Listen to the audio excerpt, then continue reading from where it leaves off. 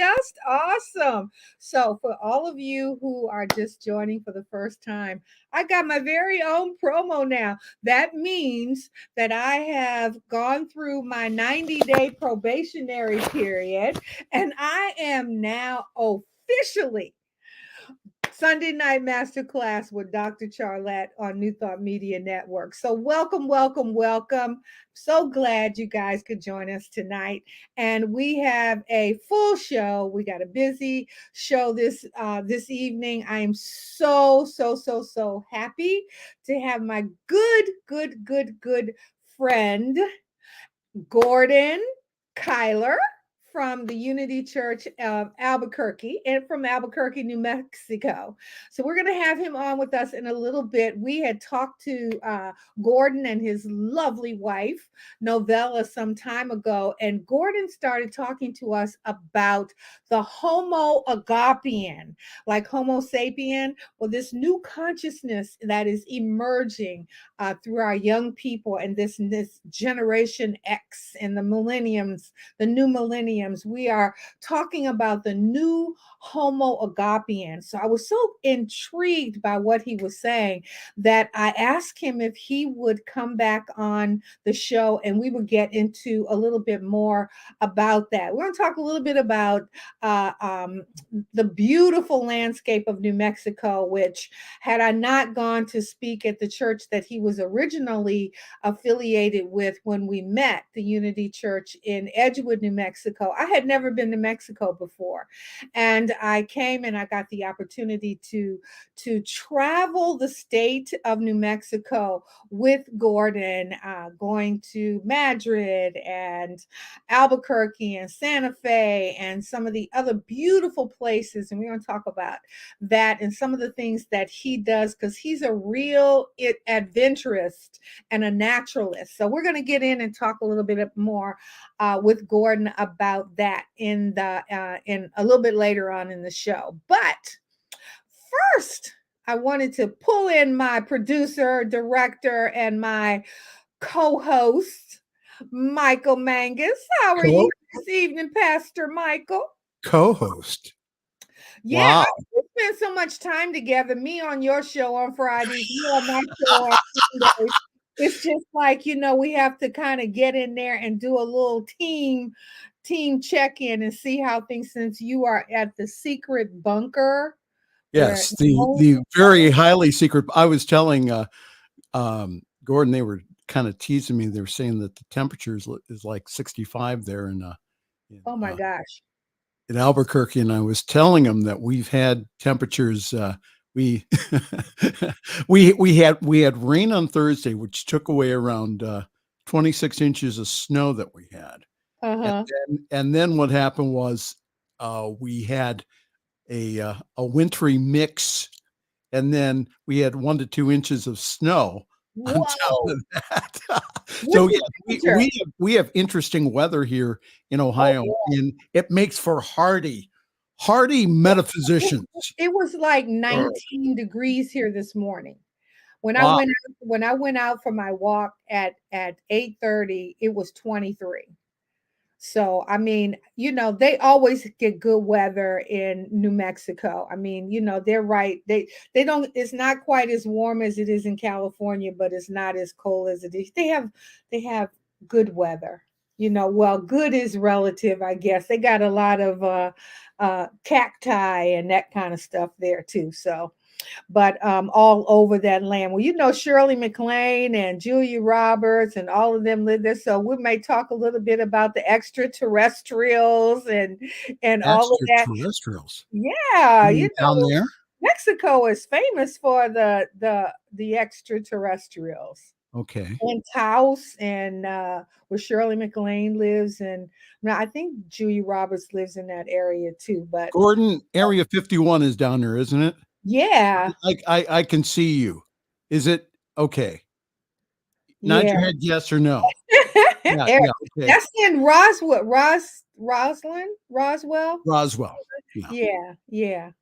So we'll have some interesting stuff to talk about, anyway. I think that you might be one of those aliens that escaped from down there, Michael.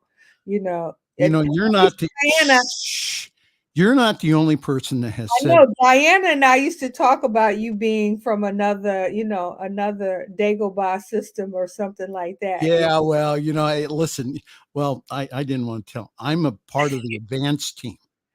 Oh, you get Yes. okay. Yeah, so Okay. I'm getting everything ready for the actual land Okay. But listen, you and I had talked about Friday. We were talking about Black history, and I saw a couple of things. Yes. A couple of things as we are winding out of the Black history thing. I just wanted to kind of talk a little bit about because um, how do I say this? We're seeing a shift in consciousness. It's really interesting because I call it the polarity consciousness. When things are happening in our favor, Mhm. really happy about it. But when things are not in our favor, then we get really upset about it. But it's a duality kind of thing because when we're happy about some things, there's another group that's unhappy. And when the unhappies are happy, then you know what I mean? It's that duality that goes on. And I think it's really interesting because what we call in consciousness, God is 0 point. So Yes. yeah, it's like the positive and negative force, rather the duality is swinging to the left or the duality is swinging to the right. God is the 0 point.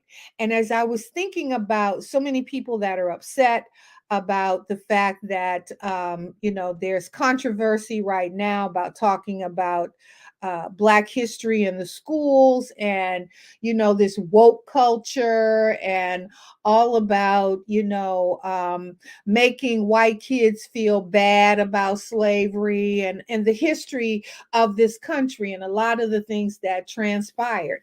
But I It's find it it really interesting. Go yeah, ahead, huh? yeah, it's not about making white kids feel bad. It's making them aware of what has happened here in the past Hmm. in history so that we don't repeat it again. So that again, as far as this again, I don't like talking about parties on the network, whether it be right wing or left wing, but it Hmm. just seems that a lot of the people, and I get into people discussions on Facebook about this, where Hmm. people say, "Well, you know, you are again, you are of that woke culture," and I'm going, "No, this is about education here. This is about us coming to terms with Hmm. the systematic racism in our system and Hmm. saying that enough's enough here." Hmm. So, as part of that is that history needs to be taught. Hmm. Again, not again, real history and Yeah, not go ahead and say, well, you know, or you know, separate it. yeah. Let's just have plain history. Go It's ahead. interesting for me because, again, I grew up in the Black memory, not the Black history. So I grew up with colored and white bathrooms right in Alexandria, Virginia. I grew up when Black people had to sit at the back of the bus right here in Alexandria, Virginia. So I have been through that process. Now, there was no Black History Month when I was growing up. Okay. There was the only thing Black that was taught in our school was George Washington Carver. And they gave a little snippet about him and a little snippet about Booker T. Washington. But the most we talked about was Huckleberry Finn. So Black people were always, they were always viewed as subservient, and you could use the N word. My English teacher read Huckleberry Finn out loud to our class with Black, and I integrated the high school that I was in. But rather than to go on in that, Black history was not taught in the schools. And I say in this regard, we have to take more responsibility, not in subjugating teachers and giving and making teachers feel bad, or books being banned. They've been banning books since the beginning of time. Martin Luther got in a whole heap of trouble when he wrote that version of the Bible. So we know that that has gone on for years, and hundreds of years. The key to this is parents taking responsibility for the education of their children. Jewish people, for example, Jewish people said that the Holocaust would never happen again because it became a part of their religious tradition, how they educated their children through bar mitzvah, a bat mitzvah, that kind of thing. We got to start taking responsibility for the education of our children. It doesn't matter what books they take out of the library. I told you on your show, my grandfather, we had the World Book Encyclopedia. Okay. And we had to go to that book, and we had to talk about that in our home. Black history was taught in our home. So I think that when we look at this, it kind of ticks us off because, again, and I'm not talking about from a political point of view, I'm saying from a duality. We swing, our Yes. opinions swing from left to right. So somebody is going to be pissed off, excuse the expression, at some point. But if we start to take more responsibility, we can start dealing with human rights, civil rights, climate rights, women's rights, all of those things, because there's a common denominator in all of this, right? That is Oh, absolutely. obstructing. Okay, so we realize that we have to take we voting rights. I'll just use that for example. When we Yes. start talking about voting rights, they're not taking away our right to vote. They're making it more difficult for us to vote. When my parents first got the right to vote, and probably up until, I want to say, I was Jesse Jackson's campaign manager in 1982. We voted one day, Tuesday, second Tuesday. Yes. You voted from 7 to 7. There were no souls to the polls. And I'm not knocking any of it. Just understand, and my brothers and sisters out there, I'm not knocking any of that. Everyone should have the right to vote. It should be Absolutely. easier. Yes. We should make it easier for people to vote rather than hard. But I'm gonna tell you one thing: I wouldn't vote no absentee.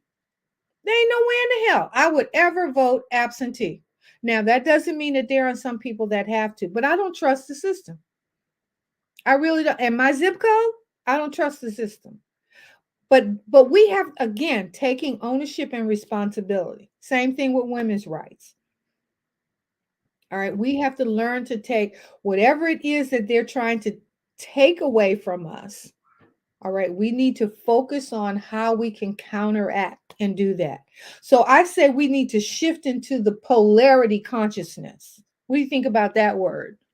Well, yes, and I think that we need to again, as far as with the um, one of the big complaints that I hear, especially in New Thought circles, is, "Oh, you guys shouldn't be talking about that. You're just making it worse." And what I'm telling you is that it's here we've gone ahead and have taken a wonderful tradition, which was birthed out of Mm-hmm. uh, a uh, a people movement.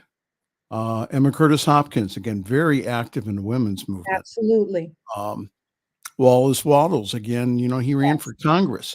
So we're birthed out of that social movement. And for us not to be active out there Mm-hmm. and also to speak up and speak out for everyone, when one group of people they try to disempower them, what they don't realize is that they disempower all.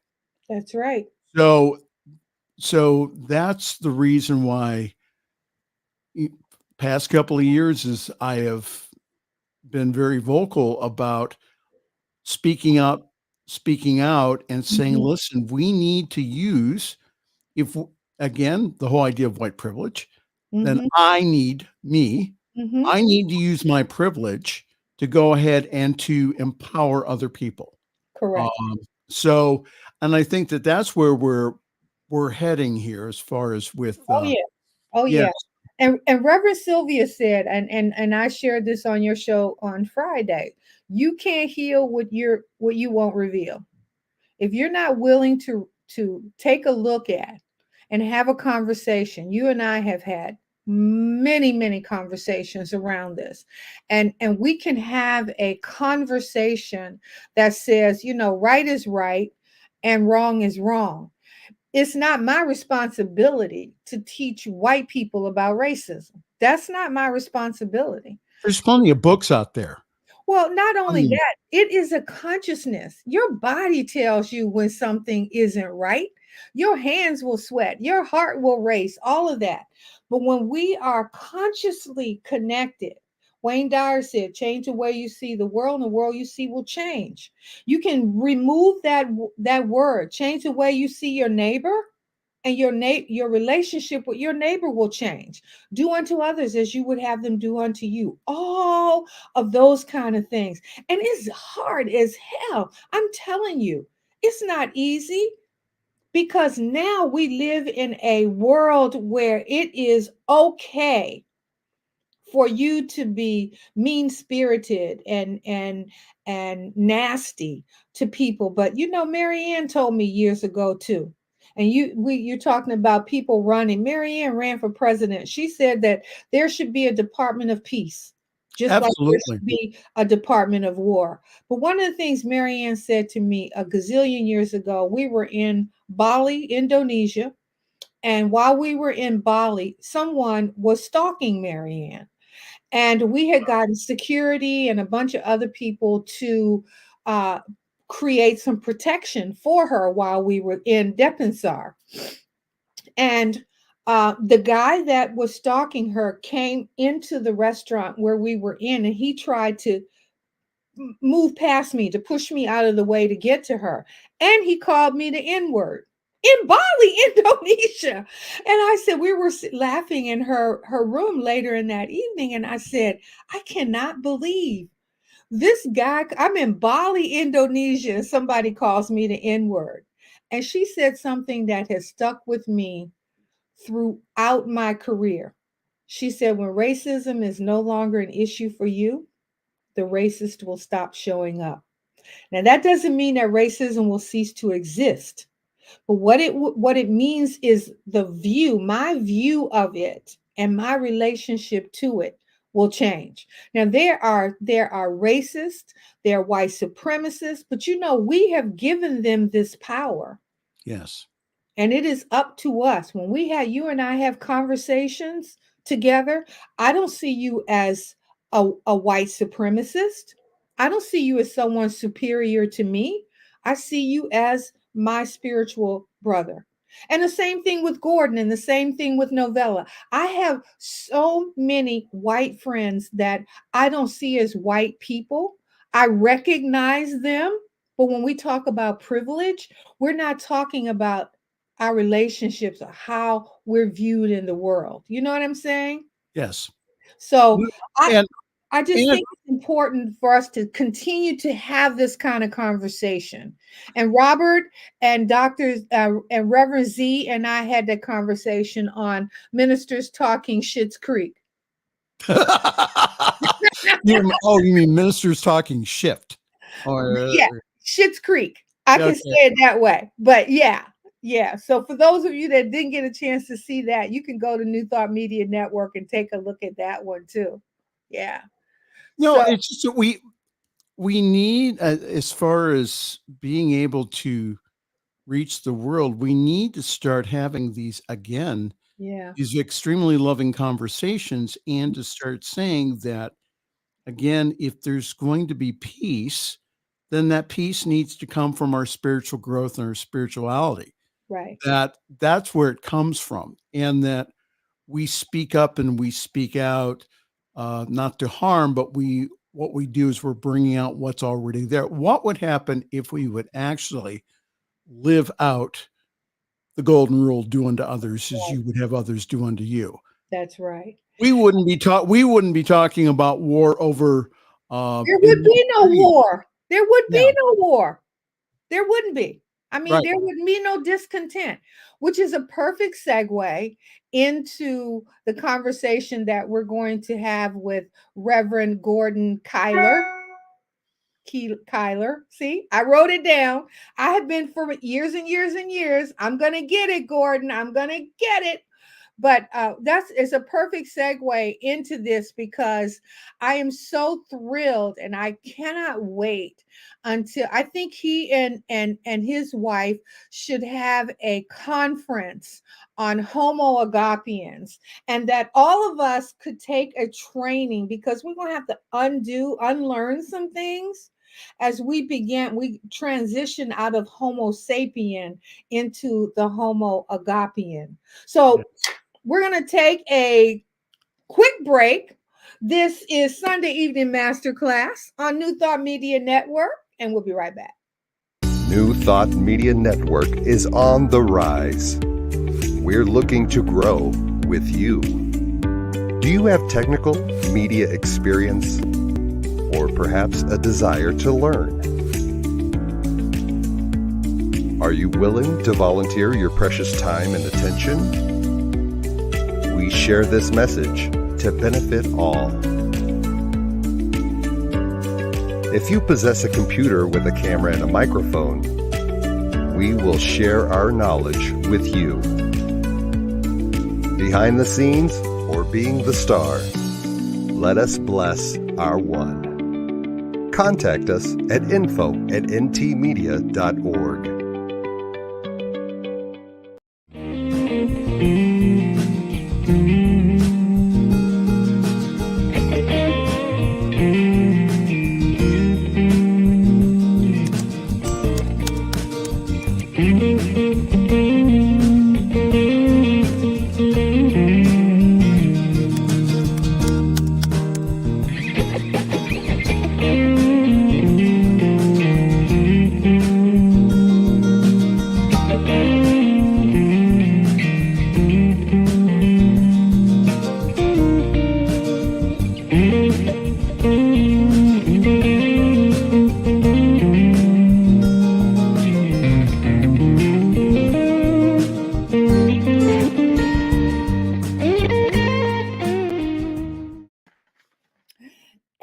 Welcome back. It is my honor and my privilege to bring on to you guys this evening one of my closest and dearest friends. You know, I have had some real great people, blessed people, angels that have come into my life that have coached and mentored me.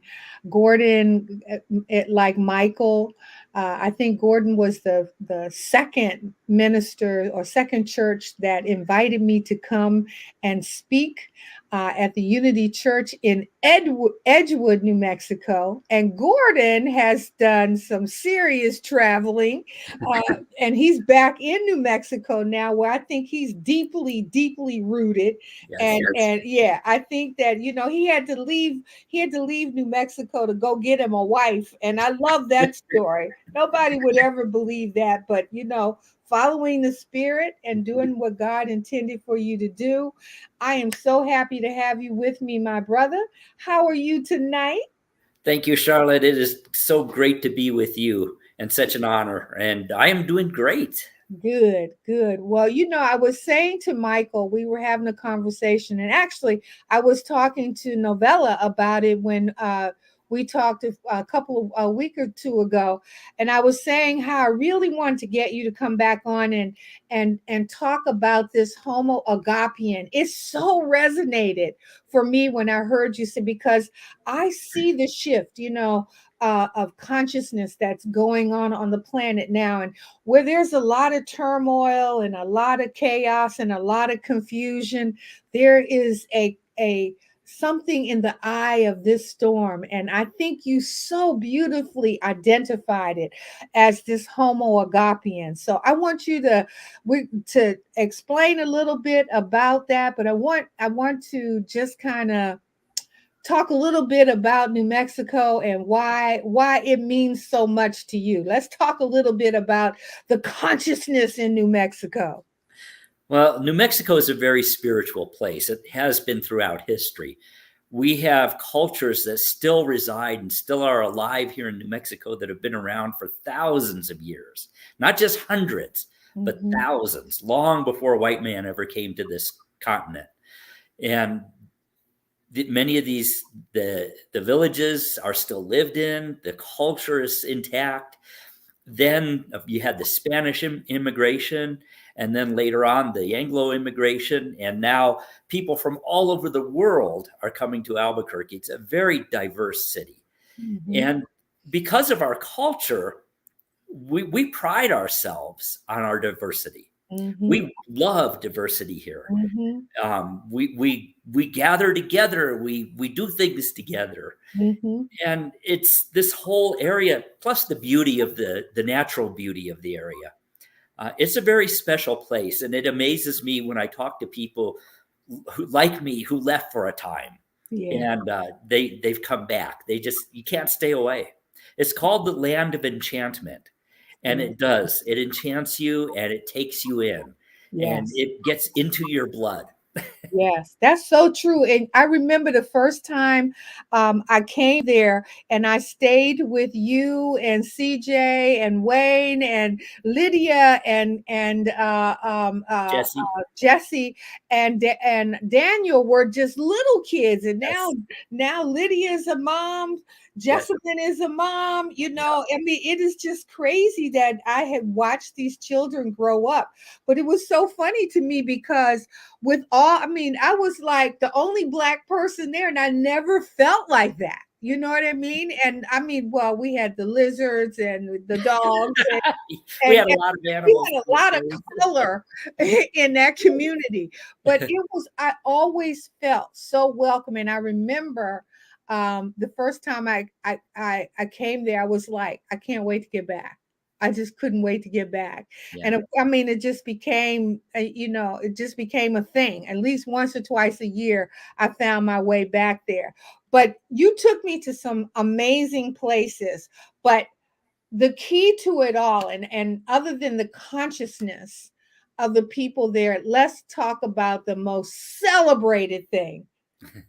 In Albuquerque, the largest in the world is the what?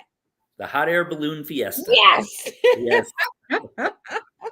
And some of the most beautiful balloons you've ever seen in your life. Yes. Yeah. At its peak, it was around, I think, 5,000 balloons.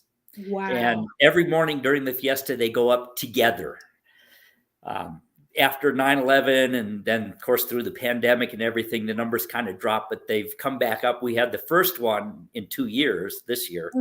And and with me being gone for, 8 years, it was just it did my heart good to see those balloons. And just this morning, going to church, Novella and I saw 6 balloons, I believe. Wow. If you see me looking off, it's because Novella's sitting over there. Oh, that's okay. That's okay. Hi, Novella. Hi. He has his own audience. That's awesome. That is awesome.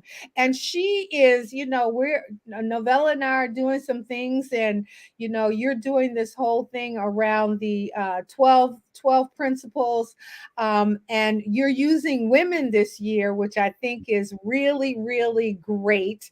And I'm so happy that you were able to go and find your life partner, because you and I talked about, you are such, and I mean, I couldn't marry you because you were too much younger than I was, but you were like my brother. And I kept saying, this man deserves a woman. This man needs a wife. I was just waiting for the right one, the right and perfect one. Right and perfect person. Yes. And I mean, when I heard that, I was like, that's it. That's it. Yeah.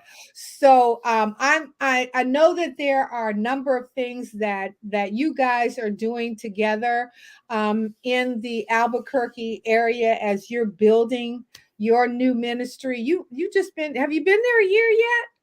Oh gosh, no, only 6 months. Yeah, I was going to say, because you finally found 7 months. Yeah, I was going to say, because I knew you were trying to get into your home and get all the other stuff, and now you're able to kind of settle settle in and do those things as partners. I called her the first lady of Unity Albuquerque, and she's like, "Oh," I said, "Yeah, you got to use that, dude. Okay, that's right. That is absolutely right."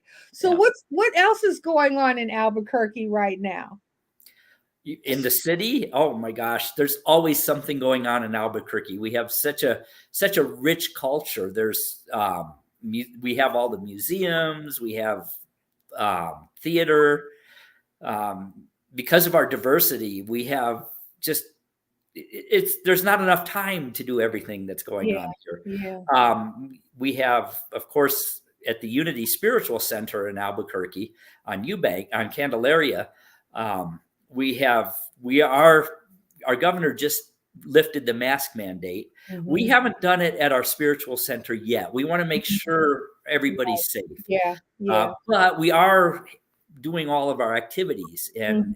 ramping them up. We are working really hard to turn the Albuquerque Unity Spiritual Center into a true spiritual center where Yeah. we have classes all the time in all different modalities of healing, in different aspects of new thought, Mhm. bringing in other spiritual practices as well. We really want to be that spiritual center of Right. Albuquerque. Yeah. That's awesome. I was on your website yesterday or the day before, and I was looking at the Bible study class that you have on Sunday mornings at 8 o'clock, where you actually get in and talk about the interpretation of Scripture. And I think this is again in that Homo Agapian mentality where we're not talking about a God of hell and damnation, a God that judges and condemns, but a God that is opening us up to the unlimited potential that we have in consciousness. So I was looking at that and I said, I'm so happy to see that it's at 8 o'clock your time so that I can see it on Sunday before my church. I intend to check it out next Sunday because I like stuff like that. And I think that it's important for us to talk more about the interpretation of Scripture and to understand that everything, there's a season for everything, a time and a season Well, for and every. another thing we do, I'll be teaching a class starting in March called Overview of the Hebrew Scriptures, or what Oh. most people consider the Old Testament, although there's many more Hebrew Scriptures than what's Mhm, contained in the Old mhm, Testament. But one of the things people don't realize is we do not read those books with the understanding of the culture and the language of the time they were written in. So what wow, I do is I've done a lot of study through the years on mhm, the history of these people, the mhm, people that became the founders of all the modern religions. mhm, And these books take on a whole new meaning when we understand the culture and what mhm. they were really saying, because oftentimes what they were referring to has no correlation to what we think it does based on our modern language and our modern culture. Mhm. Mhm. Exactly. Exactly. Yeah, And that was, and oh, they're subject to they lose something in the translation yes. as well. So, a comma and or a semicolon can change the entire meaning of the sentence. So, I think that is awesome. That's something that I would really be interested in talking to you a little bit further about because I think so many people are under the misconception. They're looking for a heaven out here and Yeah, a hell down there, and they don't know that that's you not what create any of the your great teachers taught. own. Exactly, Yeah. exactly. So we're going to talk about one of my favorite things that you do, and before we wrap up tonight, we're going to have you do a little flute playing for us and explain a little bit about the music in New Mexico as well. And I remember when we went to Madrid, and I called it Madrid, and you're like, it's like calling you Gordon Keyler. Ooh. Okay, Keeler instead of or Kyler instead of Keeler, or Keeler instead of going to Madrid, and I'm like, we're going to Madrid, and you like, hold up, and can I forget the chili? The green Yes. chili, never. It's part of our culture. Yeah. It's not just food, it's culture. It's culture right there. That's right.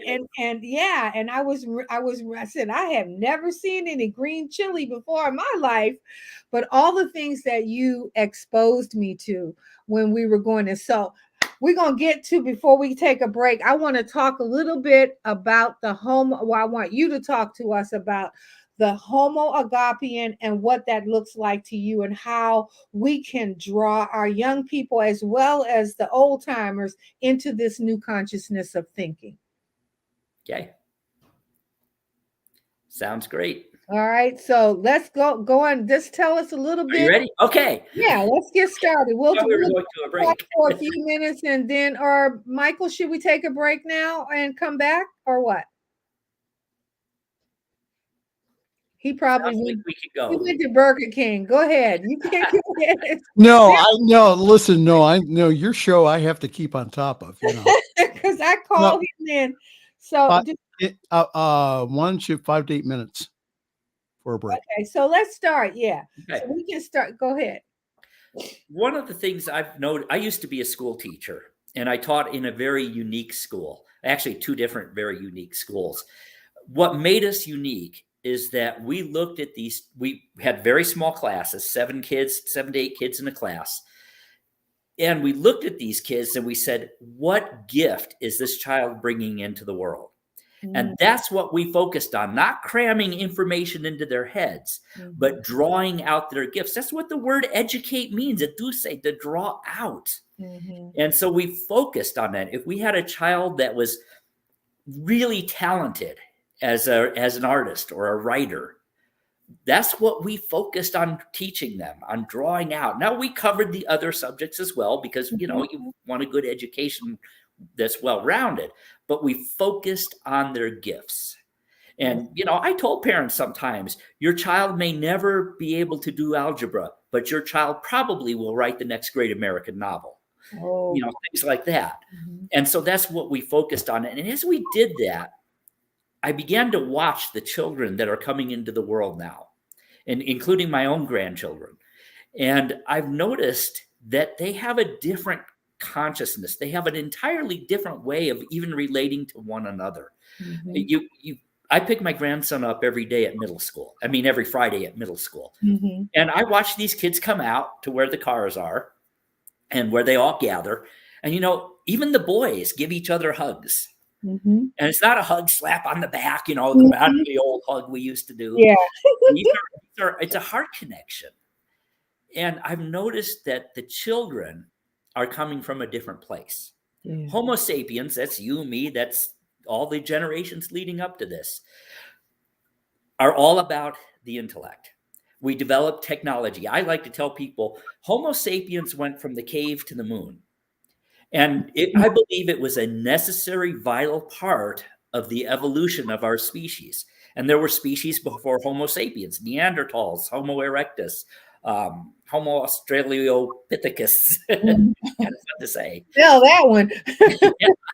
And each one had their special gifts. And they reached their pinnacle, and then the next species of hominid evolved. Homo sapiens been around for, I don't know, I think I've read around 2 million years. And we've gone from the cave to the moon. We've developed technology. We've come to an understanding of science. We've taken art to new levels. We've experimented with all different ways of expression, but it's been from here. And along the way, we've done a lot of damage, and climate change, the way we've devastated the planet and each other in the process. But what I'm seeing is that the children that are showing up on the earth are coming from a different place. They have all the technology up here. They have all the knowledge, the intellect. They don't have the facts yet because they're children, but they have the basic wiring. But they've added something from here. They're seeing the world through a different lens. They're really seeing individual people. They're seeing the gifts that they have, and they're more about collaboration in their institutions than they are about authoritarian top-down management. And so what I've realized is that there's a shift happening. And then I discovered that this is being backed up by science. The very DNA of the children that are showing up, there's differences in the DNA. Now, they don't understand what all the differences are yet. But Heart Math Institute out in California has done a lot of research, and there are differences in our younger children, physiological differences that are measured. And so I think what is happening is that a new species of hominid is coming to the surface as Homo sapiens has reached its pinnacle. It has taken us as far as it can. And it's been a great journey. It's been a wonderful ride. But it's time for the next evolution. You know, you're familiar with spiral evolution. Yeah. This is the next spiral. And what happens when shift happens is all that needs to be brought to the surface to be healed is brought to the surface. Yes. Look at the last 20 years, but specifically the last 5 years, all the turmoil, all the chaos, all of these people on both sides of the spectrum have been marginalized, ignored, and it's coming up, and it's leading to, all the chaos we're seeing, all the turmoil we're seeing. And it's global. It's global. Yeah. It's not just relegated to the United States No. or other. It is global. So you see, and that's what when I say about labor, giving birth to a new consciousness. Labor is bloody. It's ugly. Messy, it's painful. It's messy. All of that. Yeah. So that's what we're seeing happening. And our job is to midwife this new species. Yes. And one of the ways we can do that is to help them draw out their gifts. Not worry so much about cramming the facts and figures into their heads, but drawing out their talents. So that's the kind of school you're going to create a school like that? I've always had a dream of creating a school like that. Wow. We'll see what happens. I don't know. Well, I think that is absolutely awesome. And it is my hope that some way we can partner once we create the template for this new, because I believe that these children are teaching us too.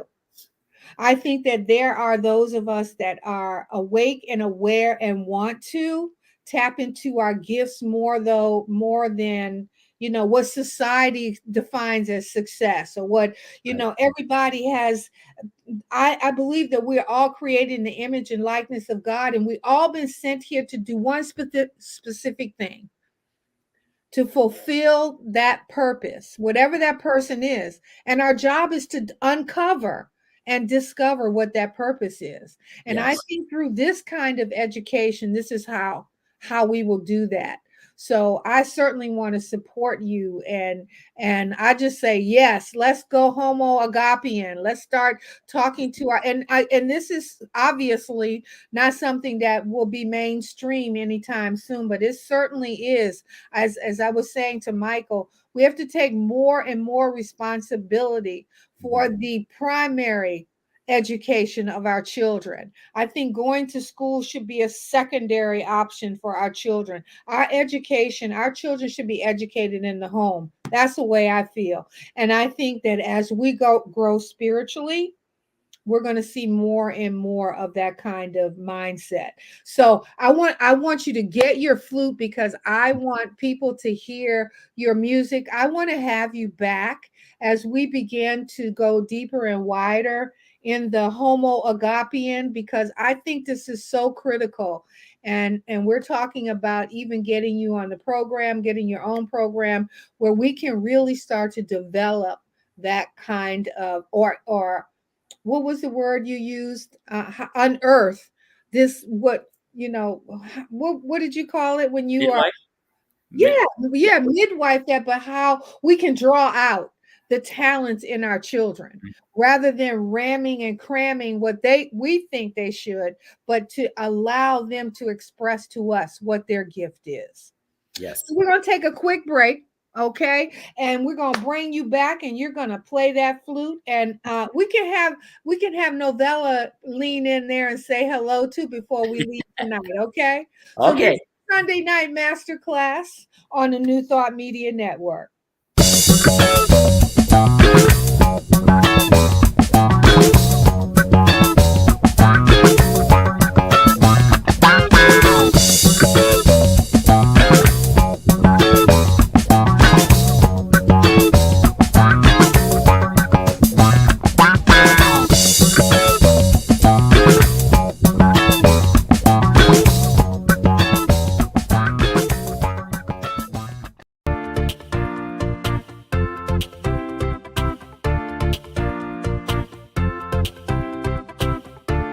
Thank you, Center for Spiritual Living Denver, for your continued support.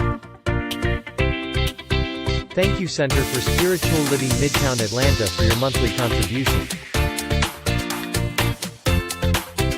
Thank you, Center for Spiritual Living North Jersey, for your monthly contribution. And please help us welcome Om Center for Spiritual Living in La Mesa, California. Thank you for your monthly donation. Thank you, Center for Spiritual Living Seattle, for your most generous donation.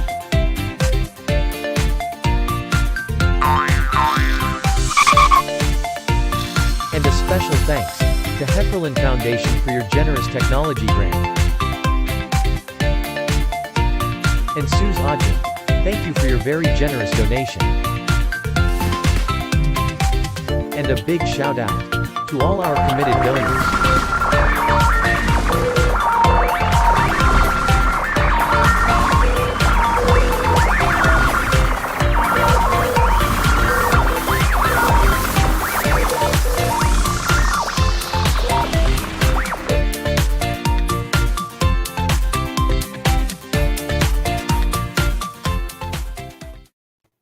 And welcome back.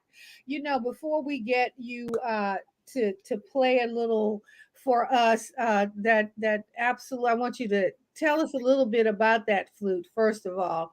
But I want to also say that, I mean, you have touched my heart in a mighty way. You really have. And I love you dearly. You know that.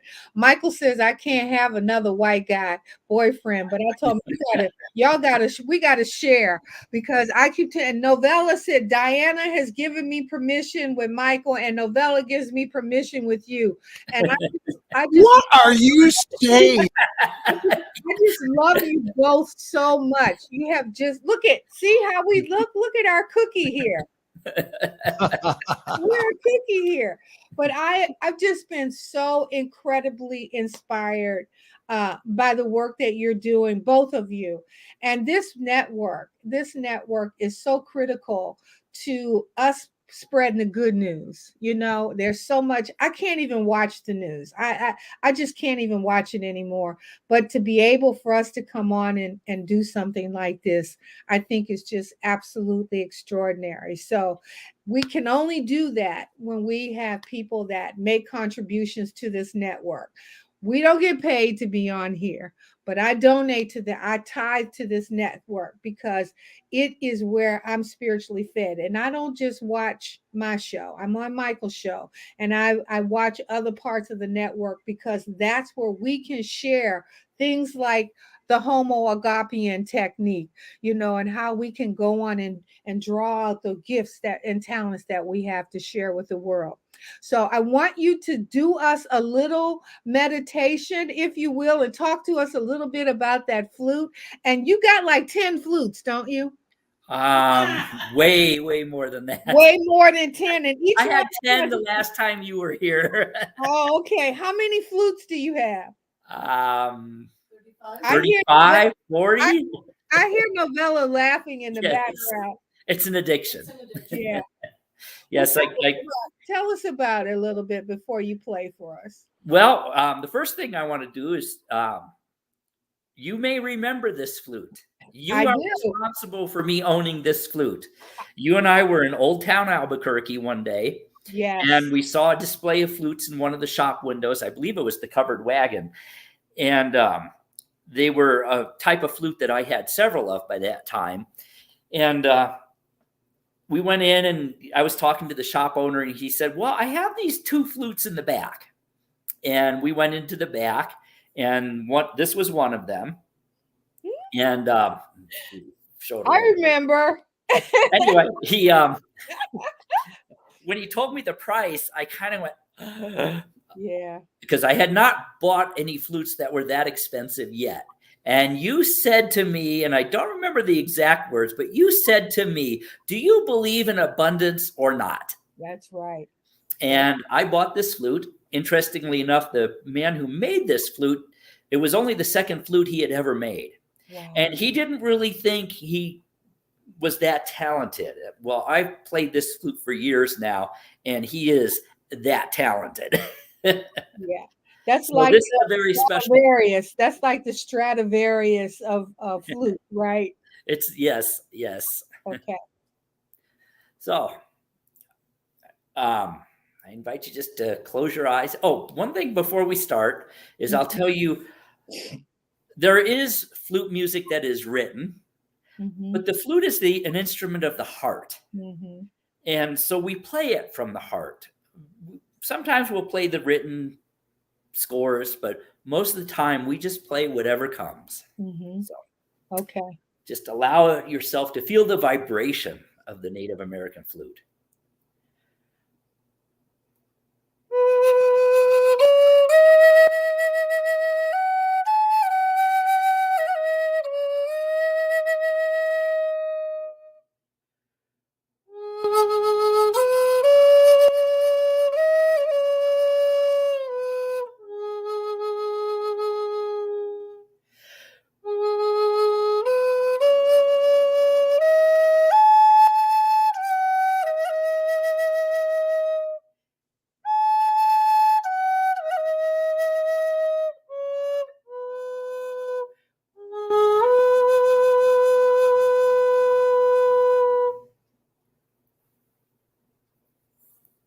Aho. What was that? Aho. It's Aho, right. kind of a Native American way of saying amen, or so it is. Yeah. So that's what I was going to say, that the design, these flutes, there are no two that are alike. And That's why we have so many. Yeah. And I think that's the beauty of them, because each one has a different harmonic. Yes. So, and just like the chakras in the body and the 7 musical notes and the 7 colors in the spectrum, they all have a rhythm, a harmonic that we hear. That, I mean, I literally could feel that in my heart. So when you get to that kind of vibrational level, you can feel the music. Like you said, you don't just play the music, you actually feel the music.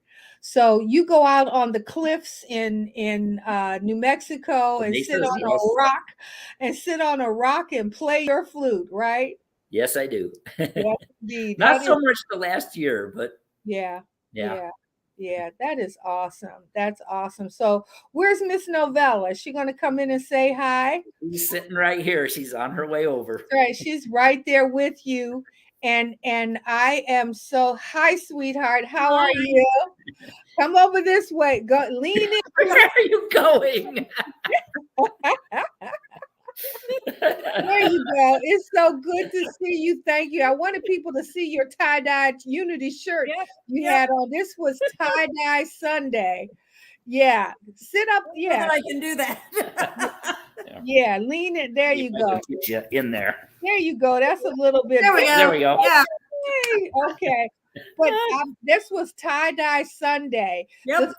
The theme at Unity, at what? Tell me the name. I keep saying Unity Spiritual Center Albuquerque. Yeah. So this was, you have different themes. This year I'm doing a whole series on the feminine energy of the 12 powers. If you're familiar with Charles Fillmore's book, The 12 Powers, it originally he used the 12 apostles to represent the powers. And I said, by God, it's time we get some feminine energy in here. Yes. So that's right. See what happens when he gets him a wife? Yeah. He taps into his divine feminine energy. That's what I like. I like that. Yep. Yeah, I think I think we started talking about that, when you first started talking about doing it early part. Wow, it's February. So it must have been like in September, October we were talking about it. Right. Yeah. Maybe Yep. And I'm look at Novella. We have on the same colors here too. No, Yes. no accident. Great But, minds. yeah, so we're gonna really focus on doing some things together. I think that it's important that we spread the word, spread the message, that there's peace and love on the planet, and Yes. nothing says it better than a tie-dye shirt. And the song, Yes. Joy to the World. Yeah, we did the Three Dog Night song "Joy to the World" as our Yes, big yeah, piece of music for the day. yeah. So it is. Anything you want to add before we wrap up? We got about 4 minutes left here. Anything you want to add before we leave? Well, go ahead. No, I'm Oh. just looking to you to see if you had anything. Well, I invite you to check out our website, Unity Spiritual. It's uscabq.org, and you can find all of our and our Facebook page, Unity Albuquerque, USCABQ. You can find all of our Sunday services on there, and you can listen to Bill Brooks, who is a retired Broadway performer who just rocks the house. Mhm. Listen to him sing it, Yeah. and you can hear some of the principles we're talking about. The disciple that we chose to represent, or she was a disciple. Really, actually, she was one of the apostles. Yeah. Was Priscus. Prisca or Yeah. Priscilla. Mhm. And if you get past the dogma and everything and really study who these women were, my gosh, they were the leaders. They were the founders of the spirituality that would evolve into Christianity in several hundred years. Mhm. But these were the women who radically changed things. I Who try to established tell these things. people, I said Jesus would have been nothing had he not had the women. Yep, that Well, is so true. He That's actually right. said in the service today that there wouldn't be an Israel or Christianity or whatever if it wasn't for the women who, the Rescued- mother of Moses, who Right. made sure Miriam. that Miriam, that, Pharaoh's daughter. that That's raised him, the Pharaoh's daughter, That's his own life. Mhm. It required the women to be in there doing their part. Novella, that's what we're going to talk about next month. Okay. Women's history. Yay! Michael is giving me the music, so that means that I want to thank you for Thank sharing you. your time this evening with us. And Novella, I look so forward to continuing to do the work that we're doing in Life Mastery and all of that wonderful work that we're doing. Pastor Michael Mangus, thank you as per usual for continuing to support, encourage, motivate, and uplift me in the work that we're doing. When two or more are gathered among us, miracles we will experience. So may the light of God surround you, the love of God enfold you, the power of God protect you, and the presence of God watch over you. Wherever you are, wherever I am, wherever we are, God is, and all is well. This is Reverend Charlette, the New Thought Media Network. We'll see you next Sunday.